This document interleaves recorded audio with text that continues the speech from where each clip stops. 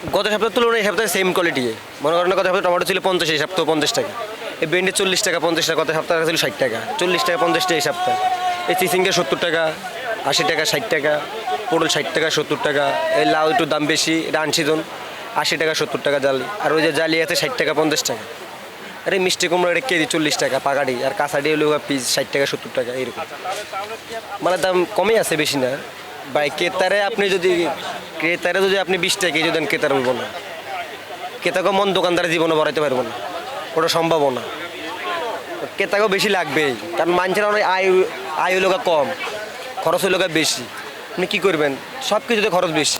আয় দিক দিয়ে আপনি আগেও যে অনতা, কিন্তু খরচ আপনি বাড়তি হয়ে গেছে। সব দিক দিয়ে খরচ বাড়তি, এটা করে লাভ হবো না। খরচ বেশি, আয় কম, এর লেগে কাস্টমার একটু গায়ে লাগিয়ে দিতেছে বেশি। পাবলিক কইবে, এটা করে লাভ হবো না।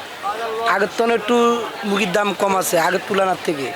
আগে ছিল আপনি বয়লার 200 টাকা, এই সপ্তাহে হয়েছে আপনার 170 টাকা। আর সোনালি আগে বেচতাম আমরা 380 টাকায়, এই সপ্তাহে বেচতেছি আমরা 330 টাকা। গত সপ্তাহ থেকে আপনার এই সপ্তাহে একটু দাম কমছে। আর তেলের সংকটের কারণে তেল গাড়ি ভাড়া বেশি, এই কারণে ছিল একটু দাম বেশি, ওখানে একটু নিয়ন্ত্রণে আসতেছে, দাম কমছে।